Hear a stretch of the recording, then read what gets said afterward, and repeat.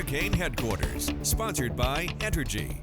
Right now, 12 News is getting you set for storm season. From what to buy to how Southeast Texas drainage districts are making way for the water, we have you covered. Plus, see how Entergy and their contractors have worked during the off-season to improve the reliability of the power grid in Southeast Texas. And big improvements are coming to the Port Arthur seawall and surrounding levees. We'll hear from leaders in Drainage District 7 about how this will better protect Southeast Texas cities. 12 News Hurricane Headquarters, sponsored by Entergy. We power life. Thanks for joining us for this hurricane special. I'm Jordan Williams. And I'm Cladra Rhodes. We want to make sure you and your family are prepared for whatever comes our way. So in the next 30 minutes, we'll cover all of the essentials, including why what you need in your hurricane supply kit may vary based on where you live in Southeast Texas. Plus, we'll talk about the difference in where the storm makes landfall and the conditions that come on the dirty versus the clean side of a storm. But first, let's go to Chief Meteorologist Patrick Vaughn, who's here to break down what this hurricane season looks like. The 2025 hurricane season will not see an El Nino, which is warmer than normal water temperatures in the eastern Pacific. It won't see La Nina conditions in the eastern Pacific, which is colder than normal water temperatures. We will see what we call neutral or La Nada conditions, which means the water temperatures in the eastern Pacific are near normal. And that means above normal activity in the Atlantic basin. On average, we see 14 named storms, 7 hurricanes, and 3 major hurricanes. And NOAA is forecasting 13 to 19 named storms, 6 to 10 hurricanes, and 3 to 5 major storms this season. Colorado State University is forecasting 17 named storms, 9 hurricanes, and 4 major hurricanes. It doesn't matter unless one storm hits you, so then it's a bad season, right? Otherwise, since 1950, our research shows we've had 22 El Nino seasons. That means the waters in the eastern Pacific are warmer than normal. Guess what? Not one hurricane has struck Texas during those El Nino seasons since 1950. Our research further reveals that we've had 22 La Nina seasons, or cold waters, in the eastern Pacific. Only 4 hurricanes have struck Texas during those 22 years. Guess what? During those 31 neutral seasons, or La Nadas, which is near normal water temperatures in the eastern Pacific, 15 hurricanes have struck the Texas coastline. Names like Alicia, Ike, Rita, Harvey, Allen, just to name a few. It's La Nada, or neutral. 15 hurricanes have struck Texas since 1950. So what does that mean? Well, 2025, if everything bears fruit and we see what we're seeing now as far as the research, Texas could have a greater risk this upcoming season. We'll be watching very closely. Thank you, Patrick. It doesn't take a huge hurricane to cause damage. Beryl made landfall last July with winds of 80 miles per hour. We saw coastal flooding, and nearly 2 hours inland, a tornado damaged homes along Rosewood Drive in Jasper. People with damage had the chance to apply for FEMA assistance. So how will you get out if you ever need to evacuate? Well, TxDOT put out this map. This is the revised 2025 map, and you can seize Highway 69 and 96. Those are the main escape routes for us here in Southeast Texas. The state has also highlighted areas for additional evacuation lanes and contraflow. Now, for many of us who have lived here a long time, memories of Hurricane Rita haunt us. The highways turn to parking lots. The gridlock seemed to be endless. We had to go to Lufkin. It took about 12 hours to get to Lufkin when it should be about 2 hours. It was very congested. I worry about that now. Well, TxDOT has worked to make improvements to its hurricane evacuation strategy, and forecasters say because hurricane predictions have improved, it's unlikely Southeast Texas and Houston will be told to evacuate for the same storm. Entergy has been working on several projects to make sure the power stays on during storm season. One is a $1 billion power facility in Orange County that should be up and running by next summer. And down at the beach, crews have done a lot to strengthen infrastructure at a cost of $110 million. Entergy calls it the Bolivar Reliability Project. And it consists of 2 new substations on Bolivar to go with the existing 2 that were there in place already. as well as a new distribution feeder that goes from High Island all the way down to the end of the peninsula. It's expanding a lot down there, and it's also going to provide a more reliable electrical service for them. They have also added new utility poles designed to be fireproof and withstand hurricane level winds. They faced an early test during Hurricane Beryl. The Beaumont-Port Arthur area is home to some of the largest refineries in the country, including ExxonMobil, Motiva, and Valero. Each facility has its own storm plan in place to protect people and equipment, and that planning starts well before a storm enters the Gulf. But they will have temporary shutdowns, and that's just to protect the public and the folks that are working at the facilities. That's to protect them from any leaks or anything, any explosions, fires, things that are hard to contain anyway, but especially whenever you only have essential personnel inside the facility. So it's safety as well as awareness. That's Elton Hollis, Vice President of RT Technical Solutions. He spent his entire career working with Southeast Texas industry. He says it's not uncommon for facilities to begin flaring like what we saw at Motiva after Harvey. All this to stabilize facilities. And what you're doing is you're shutting some things off that aren't essential to the operations. And it's taking your backup power systems, and one, you want to test them beforehand so that you know that they actually work. But the other thing it does is you're taking and you're controlling that electricity flow and what you can power. Hollis says the response will vary based on the storm, whether it's a high wind event or one with flooding. It could be as simple as tying down scaffolding or adding sandbags around critical equipment. Emergency management officials say any storm preparation begins with signing up for alerts. The STAN, or Southeast Texas Alerting Network, sends emails and texts during emergencies. You can register online at thestan.com or call 1-844-578-STAN. Now, some big improvements are coming to Port Arthur's storm protection system thanks to the levee improvement project. As Daybreak anchor Mark Armstrong explains, neighbors will start seeing the first signs of work soon. Taller levees and stronger flood walls are coming to Port Arthur. It's one of 10 contracts for us to raise our levee. About 2 miles of existing storm surge protection will be upgraded from Rose Hill Park to Lakeview Pump Station. There is a potential for a very high tide that could come over this levee and flood the area and possibly breach the levee or cause the walls to fall over and fail. We are building stronger walls and higher earthen levees to prevent those waves and that storm surge from getting into our community. This will be the latest phase in the even more massive Sabine Pass to Galveston Bay Levee Improvement Project in partnership with Jefferson County Drainage District 7, Army Corps of Engineers, and Texas General Land Office. This project is going to dramatically increase the protection from hurricane storm surges for the communities in District 7 and particularly here in Port Arthur. Not only is it elevating the levee by several feet, in other areas it's going to replace the old seawalls with a newer design that will be much less likely to fail, like what the people of New Orleans experienced during Katrina in 2005. This phase of the project is coming at a cost of $400 million and will last a few years.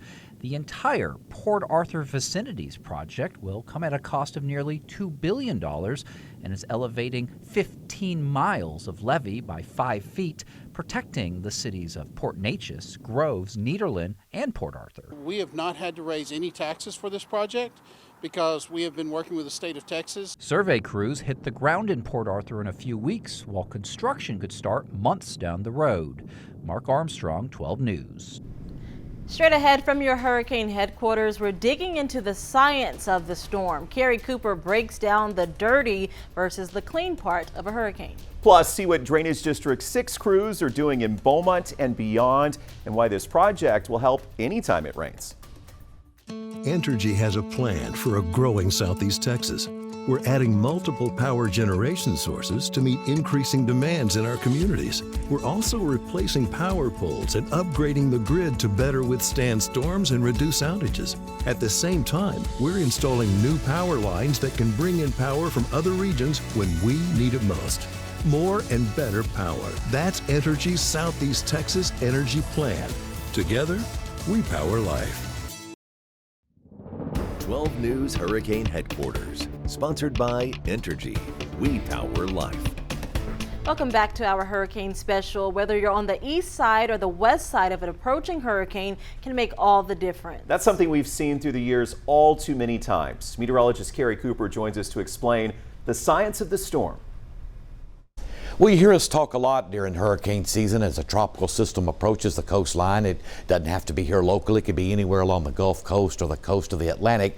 We talk a lot about the clean side of a tropical system and the dirty side of a tropical system. And here's the animation I have for you here. We're going to put this into motion and notice. And you've probably learned throughout the years when a tropical system makes landfall. Of course, this was in Beryl back in 2024. The left side of the west side of the system is also the clean side. That's where you have the lowest winds, the lowest storm surge, and the lower tornado threat. On the right side, you well know that's the dirty side. That's where you have the highest winds, of course, the highest storm surge of the winds piling up off the water and coming inland, and of course your greatest tornado threat as well. And of course the speed of tropical systems makes a big difference, and it can make a huge impact on wind speeds as well. Of course, the faster storms moving, you see the inflow there off the Gulf or the Atlantic or anywhere in the Caribbean. I'm just showing you Texas here kind of for an example between the clean and the dirty side. Of course, this was Beryl back in 24. Remember, as it worked just west of Houston there, of course, we had a lot of flooding. We had the highest tides, highest storm surge because we were on the dirty side. Otherwise, on the clean side, you had that lower surge and the lowest winds across the western portions of the coast. Coming up next, it's time to get your storm kit ready, but what should you buy? Why your choices may vary based on where you live. Entergy has a plan for a growing Southeast Texas. We're adding multiple power generation sources to meet increasing demands in our communities. We're also replacing power poles and upgrading the grid to better withstand storms and reduce outages. At the same time, we're installing new power lines that can bring in power from other regions when we need it most. More and better power. That's Entergy's Southeast Texas Energy Plan. Together, we power life. 12 News Hurricane Headquarters, sponsored by Entergy. We power life.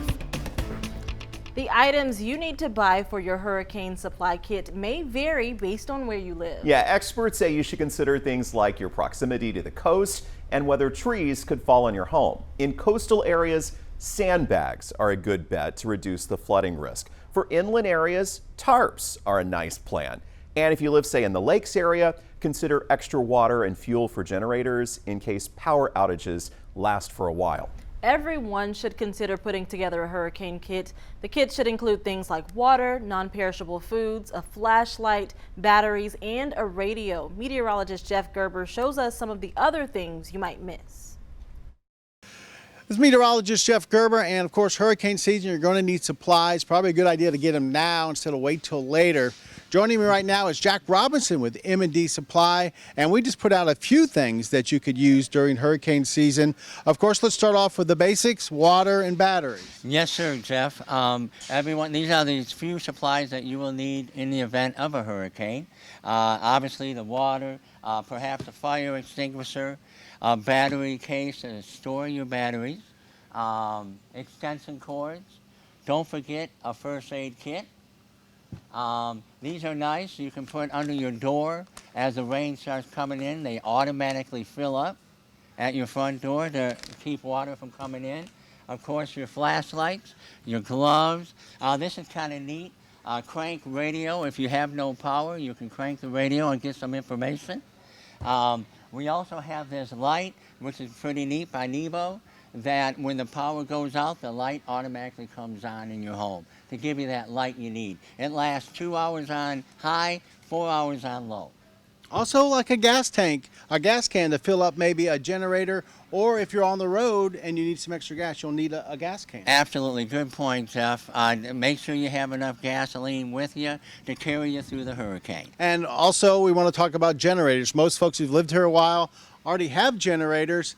But a good thing is if you don't have one, you just moved into the area, you got to have a generator. Yes, sir. We have generators that are available, the 12,000, the 2,500.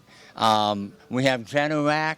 We also have the home generators. Whatever generator size you need that you're comfortable with at your home, we have it for you. And folks here at M&D Supply can help you out, and they can get you up and going and get all your supplies. So you get it now, and you don't have to worry about it once a hurricane does come into the Gulf. Hopefully that won't happen this year, but we got to make sure you're ready to go for the 2025 hurricane season. Thank you, Jeff. DD6 crews have moved into high gear in Beaumont to make improvements. They coordinated with the city and built this new detention basin off of Sarah Street. And there's more work happening in western Jefferson County. As Cameron Burchett shows us, it's intended to improve drainage and keep floodwaters away from your home. Drainage District 6 and the Jefferson County Emergency Management Department are working around the clock to protect your homes and families during hurricane season. It's a flood control project, which is not fun when you get flooded. Crews in Jefferson County are working on the East China Relief Project off Highway 90. And we're about halfway done. We've got a nice big ditch that we can maintain and move a great deal of water. The effort centers around a 22-acre detention basin and a nearly 3-mile relief ditch, which channels water through China. It'll move the water down in the ditch and not get in the homes around here. $2.1 million of the project was paid for through a grant from FEMA. The remaining $2.8 million is being covered through property taxes already collected by Drainage District 6. We've probably been under construction, I'm going to say 6 or 8 months. We might have, 16 more months to go. Also in preparation for the season, the Jefferson County Emergency Management Department will host an evacuation and response drill in June. We're going to do high water rescue vehicles, simulated high water rescue vehicles, along with boat rescues in different parts of the county that would normally happen during a hurricane. Emergency Management Coordinator Robert Grimm says the exercise prepares first responders for unexpected challenges during and after a hurricane. We can try to identify every foreseeable scenario, but something's going to come up. Both DD6 and emergency management officials say they are committed to protecting Southeast Texas. If we're talking about hurricane preparedness, we're constantly in one phase or another of trying to get a project going. Doug Canat with DD6 says they are constantly looking for ways to strengthen infrastructure to make faster recovery during hurricane season. In China, Cameron Burchett, 12 News. Thank you, Cameron. We know storm surge is one of the most dangerous aspects of a major hurricane. Dr. Greg Postel is a hurricane and storm specialist at the Weather Channel. He shows us why the water can be deadly. A landfalling hurricane can bring with it a powerful surge of water that could travel inland for several blocks or even miles with devastating consequences. Let's bring that water up to 3 feet. A 3-foot storm surge, that's 3 feet of water above normally dry ground. Water's already life-threatening in this case, and it's too late to evacuate. It could knock you off your feet, float cars away, and make driving impossible. The first floor of homes and businesses often flooded in this case. Now let's bring that storm surge up to 6 feet. That's 6 feet of water above normally dry ground. That's above my head. Vehicles get carried away, and structures begin to fail. And anything can be in this water. Sharp glass, dangerous objects, and even chemicals. They're all lurking in here. Let's bring that water up to 9 feet, way above my head. Neighborhoods are inundated completely. First floors of structures completely underwater. Very few places are safe when the water rises this high. So please know if you are in an evacuation zone and listen to local officials and evacuate when ordered to do so. That's the Weather Channel's Dr. Greg Postel using virtual reality there, offering just a wild explanation. That was incredible. Storm surge can affect any location along the Gulf Coast and the East Coast, and the water can even travel up rivers and canals, reaching well inland from the coastline. That's something we saw back during Ike, and that is why storm surge is one of the leading causes of fatalities in hurricanes. All right, when we come back here, experts are going to weigh in on how to protect yourself after the storm. We're talking storm scams. Stay with us. Entergy has a plan for a growing Southeast Texas. We're adding multiple power generation sources to meet increasing demands in our communities. We're also replacing power poles and upgrading the grid to better withstand storms and reduce outages. At the same time, we're installing new power lines that can bring in power from other regions when we need it most. More and better power. That's Entergy's Southeast Texas Energy Plan. Together, we power life. 12 News Hurricane Headquarters, sponsored by Entergy. We power life. All right, we're back looking back on hurricane seasons across Texas dating back to 1950. As Chief Meteorologist Patrick Vaughn showed us at the start of the show, it's those La Nada or normal years that cause the most problems for the Gulf Coast. 15 storms have hit Texas since 1950 on one of those years. So what names do we have to look forward to this year? Well, Andrea, and then look at that, Imelda back on the list again, including Pablo, and we'll go all the way through Wendy if we make it that far in the alphabet. Cladra?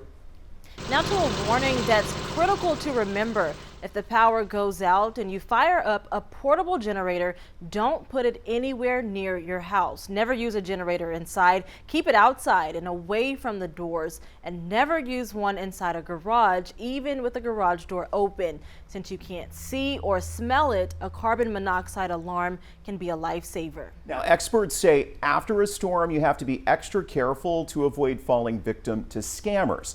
Companies come in from out of town offering to repair roofs, fences, and homes. Our Ebony Coleman learned some scammers may even go as far as charging victims to replace documents lost in the storm. Experts say if someone knocks on your door after a hurricane hits, you need to look the business up to make sure they are accredited and have a good score with the Better Business Bureau. Make sure you shop local. Get reliable, trustworthy people from this area to do your projects. As Southeast Texas braces for the upcoming hurricane season, Seth Drody, owner of Drody Roofing and Construction, wants to help you avoid scammers. They'll try to get money up front and then they don't come back, or they'll say that they've been in the industry for many years and have the experience, but then they get shoddy work. He says a new roof can cost anywhere from $9,000 to $12,000 to replace. He's urging residents to do their research. So for us, we carry a general liability insurance policy. We're bonded in every city limits. Bonnie Rivier with the Better Business Bureau says it's important to check a business's rating before you hire. A+ is the best, of course, but you don't want them to have a C. They need to be accredited and they need to have a good rating. Make sure you get everything in writing. She says scammers may also contact you online, offering to replace important documents. Driver's license or your birth certificate. There are scammers out there that will try and help you replace all of this for a fee. Back at the home front, Drody says it's crucial to deny roof access to anyone who isn't a licensed adjuster. We've had instances after Hurricane Laura where an adjuster that I had dealings with could tell that the roofer walked up to the spot where the shingles were tore off and actually tore the shingles off by hand. Experts say depending on the scam, you can contact the Better Business Bureau, the police, or the Attorney General's office to file a complaint. In Beaumont, Ebony Coleman, 12 News. Thank you, Ebony, and thank you for being with us for this 12 News special broadcast. We hope it helps you and your family prepare for whatever comes our way. And remember, anytime there's a storm in the Gulf, you can text the word hurricane to 409-838-1212. We'll send you the latest to your phone. Thank you so much for watching. Take care, friends.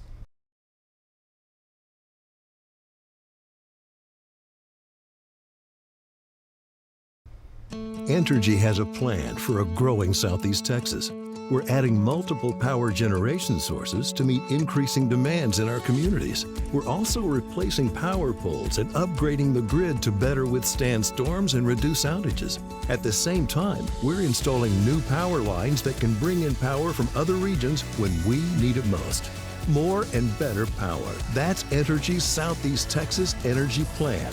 Together, we power life.